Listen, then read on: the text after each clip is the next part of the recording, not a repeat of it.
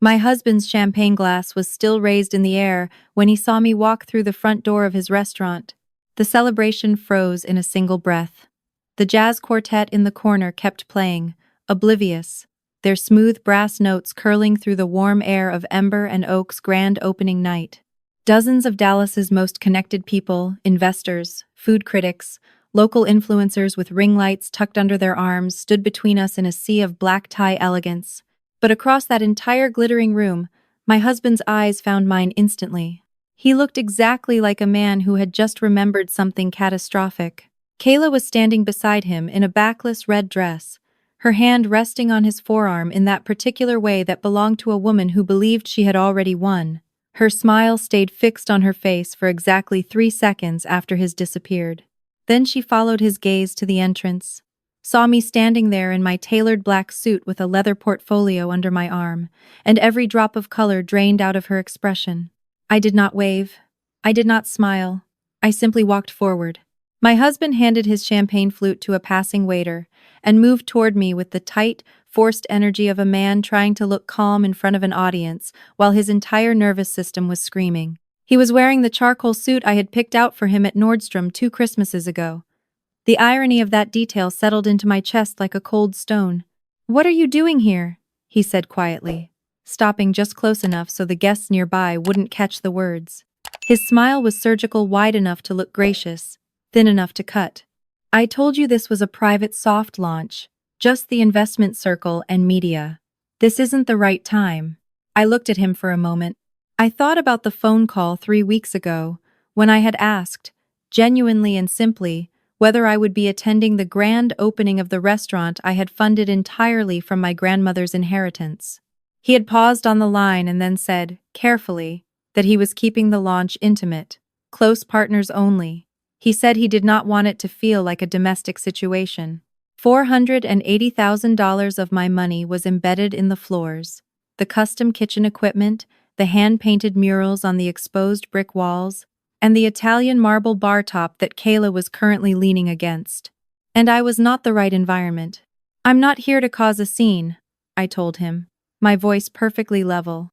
"I'm here because I have a legal obligation to be." He laughed, the short, dismissive kind. "A legal obligation.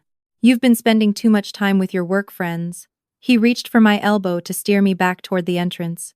"Let me call you a car. We can talk tomorrow." He never made contact. The door behind me opened, and 2 men in dark suits stepped through, one from the Dallas County Civil Enforcement Office, one a private process server I had retained through my firm. Behind them came 3 large men in gray work shirts, carrying equipment manifests on clipboards. My husband's hand dropped to his side. "Marcus Allen?" the civil enforcement officer said, not as a question. The jazz quartet played on. Someone's champagne flute clinked somewhere to the left.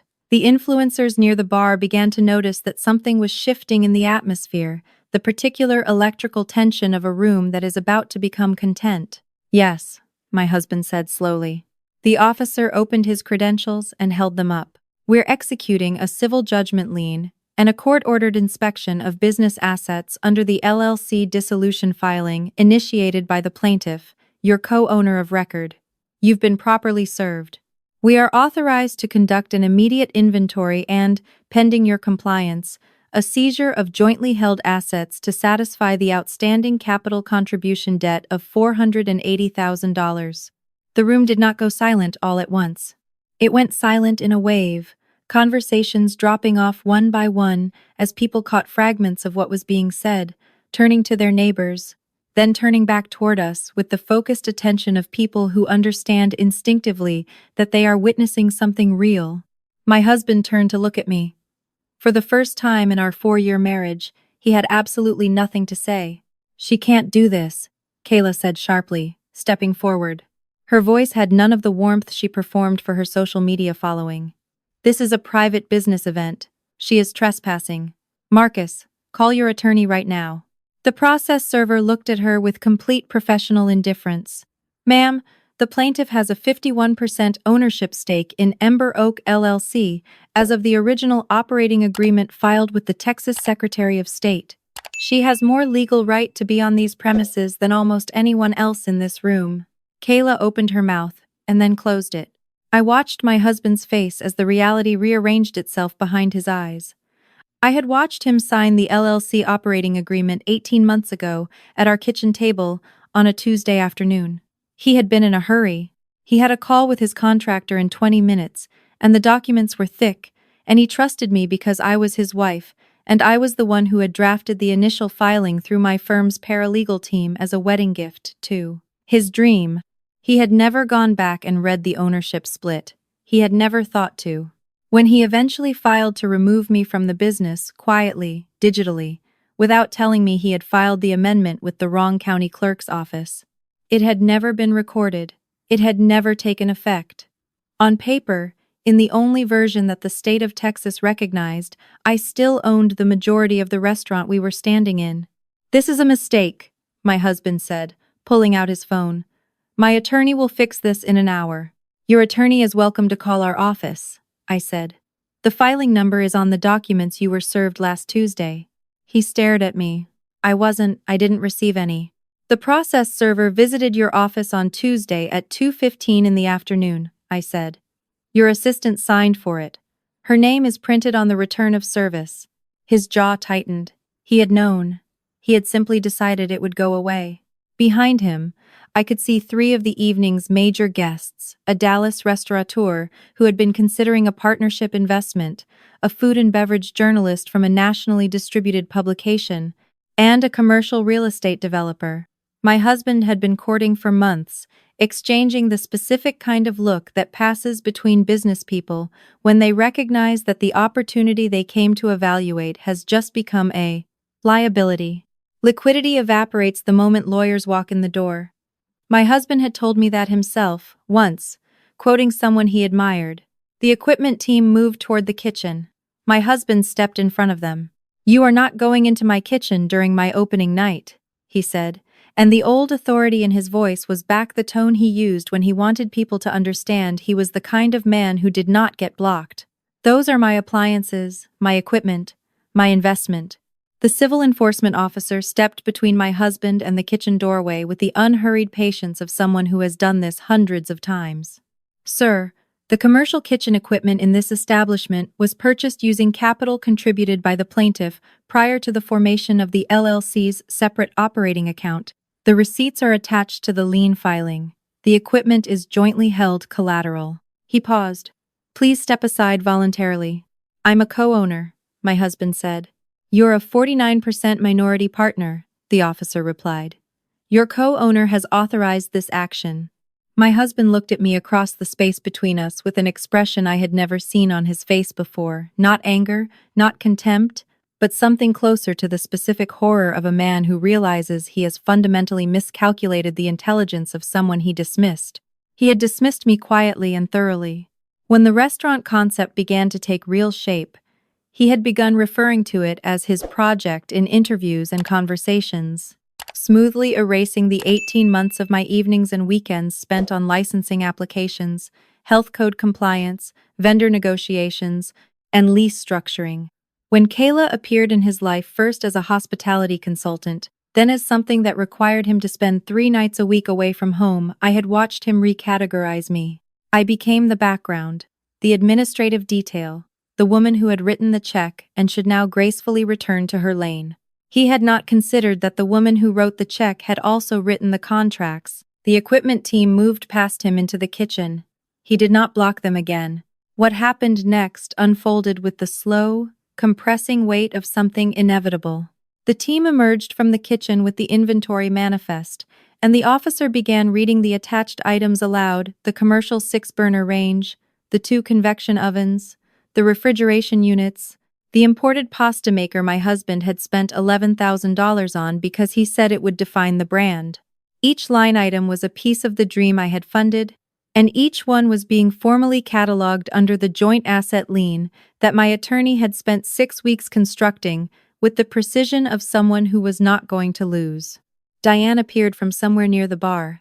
My mother-in-law was wearing a cobalt blue dress and an expression of absolute outrage, pushing through the thinning cluster of guests toward the kitchen entrance with the energy of a woman who has spent decades solving her son's problems.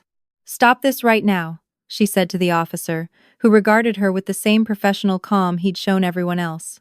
My son has investors in this room. You are sabotaging a legitimate business opening. I will have your badge. Ma'am, don't you, ma'am me? She turned to me, and the veneer of civil hostility she had always managed around me dropped entirely. I knew from the beginning that you weren't right for him. You always needed to control everything. You couldn't just let him have something of his own. I had heard variations of this my entire marriage.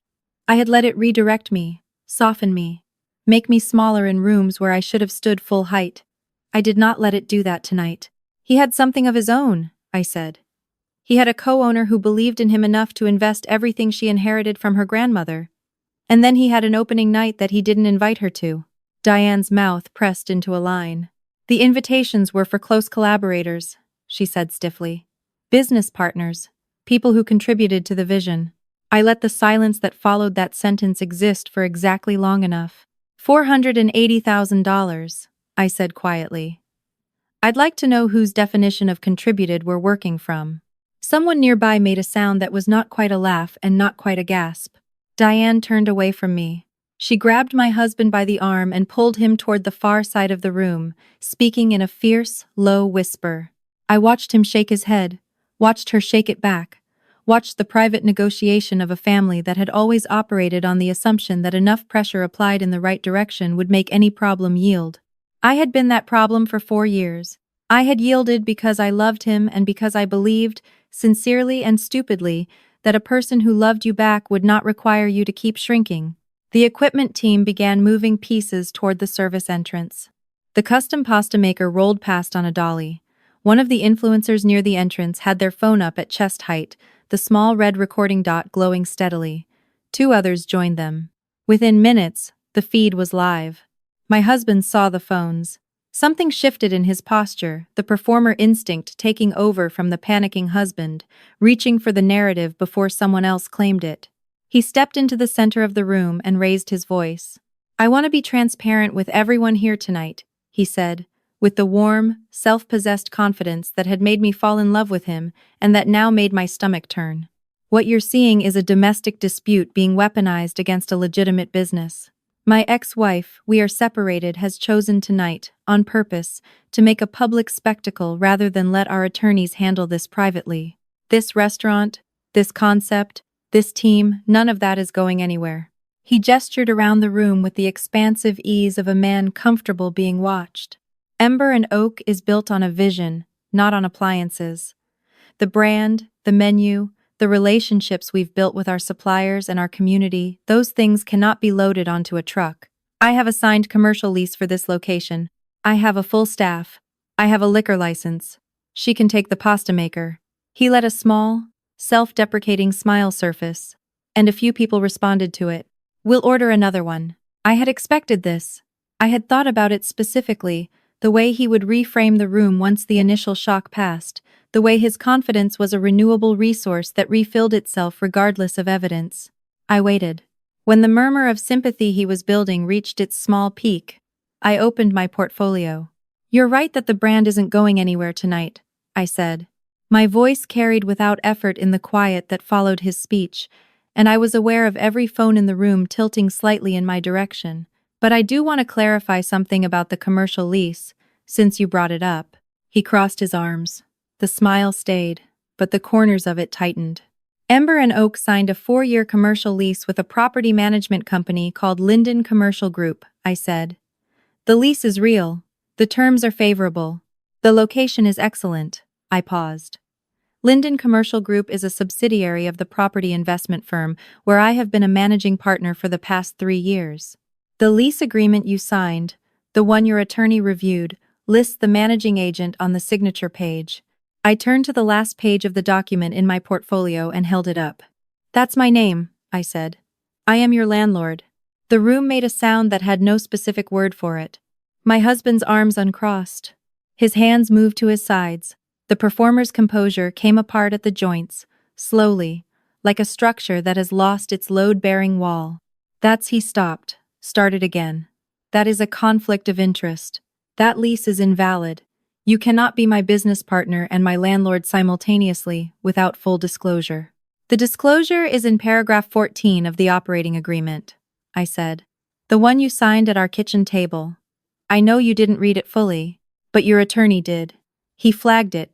You waived the conflict in writing, and then you apparently forgot. His attorney, seated near the back of the room with a glass of sparkling water he had not touched since the officers arrived, stood up and quietly put on his coat. Furthermore, I continued, because there was one more thing and I had saved it carefully.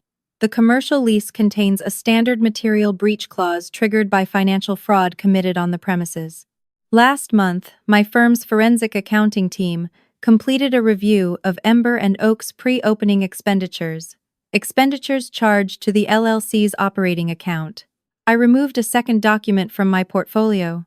$43,000 was transferred from the LLC account to a personal account belonging to Kayla Simmons over a period of 8 months, categorized as consulting fees. No consulting contract exists. No services were invoiced. No deliverables were recorded. The room turned, collectively, toward Kayla. She was standing very still near the marble bar. The red dress looked different now, less triumphant, more exposed. That transfer constitutes wire fraud under Texas statute, I said. It is a criminal act committed using the LLC's funds and conducted through accounts registered to this premises. Under the breach clause, the lease is terminated effective tonight. The silence that followed was the kind that sits in a room's bones. My husband walked toward me.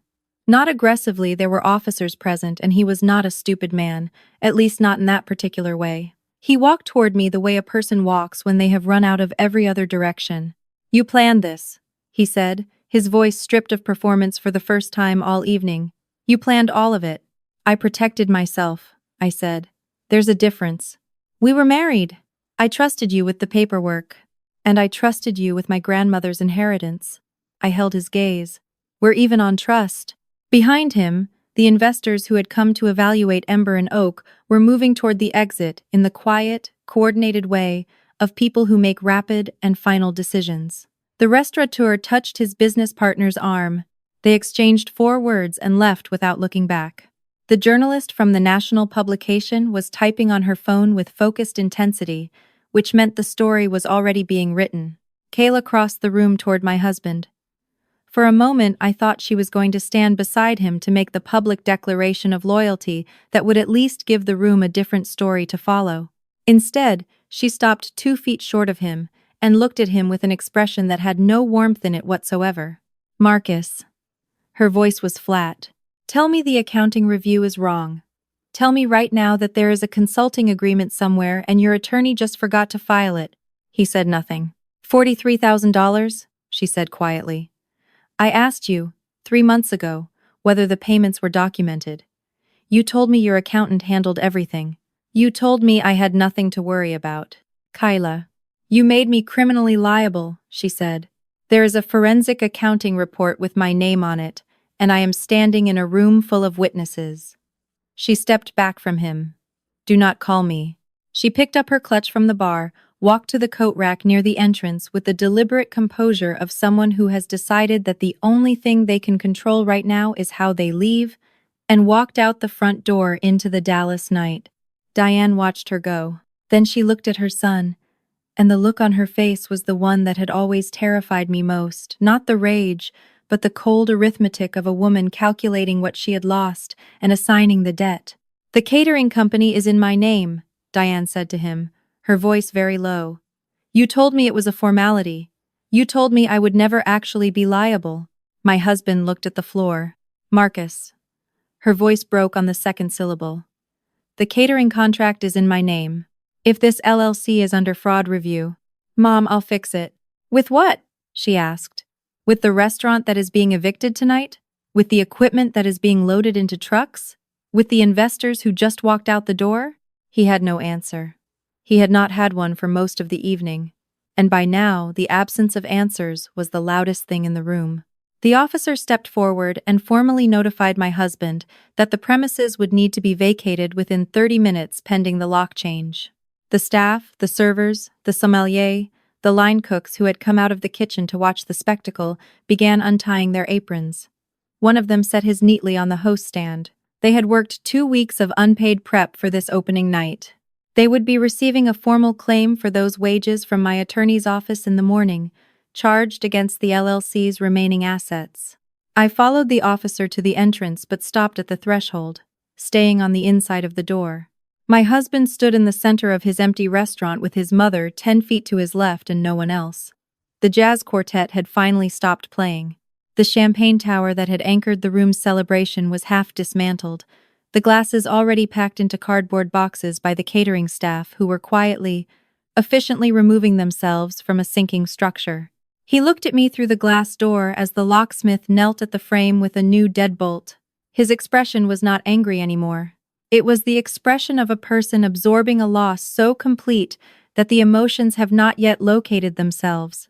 I thought, for one unguarded second, about the man I had married, the one who had spread his restaurant sketches across our kitchen table at midnight, who had talked about food as though it were a form of love made visible, who had once told me that the best meal he ever ate was a bowl of his grandmother's soup on a rainy afternoon when he was 9 years old, and that everything he wanted to build professionally was just an attempt to give other people that feeling. I had believed him. I had funded that belief with everything I had. The deadbolt clicked into place. I handed the new key to the officer, picked up my portfolio, and walked out the side exit into the warm Dallas night. 7 months later, I sat at the head of a long conference table on the 4th floor of the Linden Commercial Building and watched my attorney lay the final settlement documents in front of me. The family court proceedings had been surgical and brief. My husband had filed for an equitable split of marital assets, which his attorney had presented as a reasonable request from a man who was already financially devastated. My attorney had responded by presenting the forensic accounting summary, the wire fraud affidavit, the documentation of $43,000 in fraudulent transfers, and the original LLC operating agreement, demonstrating that I held majority ownership of the entity whose collapse had wiped out his primary business venture. The judge, a compact, precise woman who had clearly read every page of the filing before walking into the courtroom, had looked at my husband's attorney and asked, in a tone of genuine curiosity, whether they intended to argue equitable distribution in a case where the documented financial misconduct was this extensive. The attorney had said they were open to discussing settlement terms. The settlement terms were mine. The LLC was formally dissolved, with its remaining intellectual property, the brand name, the recipes, the supplier relationships transferred to my holding company as partial satisfaction of the capital contribution debt. The equipment that had been seized and liquidated covered another substantial portion. The remaining balance, following the court's judgment, was assigned as a structured repayment obligation attached to my husband's professional earnings. A percentage of every paycheck, for as long as it took. He had found work at a hotel banquet operation in Fort Worth, supervising event catering for corporate conferences and holiday parties. It was, by every external measure, a long way from the vision he had toasted with a raised champagne glass on a warm Dallas evening. I did not feel triumphant about that. I want to be honest about what I actually felt, because this kind of story gets told as though the resolution is a clean, bright thing, all satisfaction, and no wait. The truth is more complicated. I had loved a person. The person had used that love strategically, the way you'd use a structural beam, load-bearing but invisible, essential but unremarked. When I removed myself from that position, the structure collapsed. And I had done it deliberately. I had earned the right to do it deliberately. But there is a difference between justice and joy, and it took me a few months to locate the distinction. What I chose to do with Ember and Oak's former address was the thing that eventually moved me from the first to the second. The building was mine. The space had been gutted during the asset seizure and the subsequent tenant removal, which left me with roughly 4,000 square feet of exposed brick, high ceilings, and excellent downtown visibility in a neighborhood that was still growing. My firm's development team looked at it as a commercial opportunity. I looked at it as something I wanted to get exactly right. I spent 3 months in conversations with women I knew and women I was introduced to, entrepreneurs who had been told their business plans were too ambitious, who had been underfunded or overlooked or quietly encouraged to scale back. I talked to a food entrepreneur in Oak Cliff who made hot sauces in her apartment and had been rejected by 4 small business lenders in a single year. I talked to a graphic designer who had the client relationships and the talent but not the capital for a proper studio. I talked to a woman who had left a corporate marketing position to start a branding consultancy and was running it from her kitchen table because commercial space felt impossibly far away. What opened in that building 8 months after the locksmith changed the deadbolts was not a restaurant. It was a shared workspace and business development center for women entrepreneurs, 6 private studio suites, a common creative space, a commercial kitchen available for food business licensing, a small conference room for client meetings, and a mentorship program I built in partnership with the business school at a local university. We called it the Linden Collective. In its first operating quarter, we housed 11 businesses. The hot sauce entrepreneur got her first regional grocery contract 2 months after moving in. The branding consultancy landed a Fortune 500 client using our conference room for the pitch. The graphic designer hired her first employee. I walked through the space one morning in early spring, the light coming through the tall windows and falling in clean panels across the hardwood floors, and I stopped in the center of the main room, the exact place where the champagne tower had stood, where the jazz quartet had played, where my husband had raised a glass to a dream built on my money and my patience and my belief in a version of him that had perhaps never fully existed. I stood there, and I thought about my grandmother, who had built her savings across 40 years of careful, deliberate choices, who had handed me that inheritance with a single instruction: use it to build something real. I had used it to build someone else's dream first. That was my mistake, and I had made it with open eyes and an open heart, which is the most human kind of mistake there is. But the building was mine. The lease revenue from 11 businesses flowed into my holding company every month with the reliability of something properly structured. And twice a month, on the 15th and the 30th, an automatic transfer arrived from my ex-husband's payroll processor, a quiet, consistent reminder that the financial architecture I had built was load-bearing in exactly the ways I had intended. My phone buzzed on the window ledge. I picked it up. The notification was from my banking app. The bi-monthly deposit cleared. I set the phone back down and looked out at the Dallas skyline in the morning light. The most important thing I can tell you is this: financial documents are not unromantic. They are not a failure of trust or an admission that love isn't enough. They are the infrastructure that lets real things survive. The people who told me that asking for documented ownership of my own investment was controlling, that insisting on proper legal structure was cynical, that I should simply trust the man I loved with the money my grandmother spent a lifetime earning, those people were wrong. And they were wrong in a way that cost me years. Love your people generously, and then read every page of every contract before you sign it. Know what you own. Know what you're owed. Know the name of the managing agent at the bottom of every lease. If the story I just told you resonated, if you've ever been the person holding the building up while someone else took credit for the architecture, share this with someone who needs to hear it. And if you want more stories about women who stopped making themselves small and started building what they were actually worth, subscribe to Restoration Stories. There are more where this came from.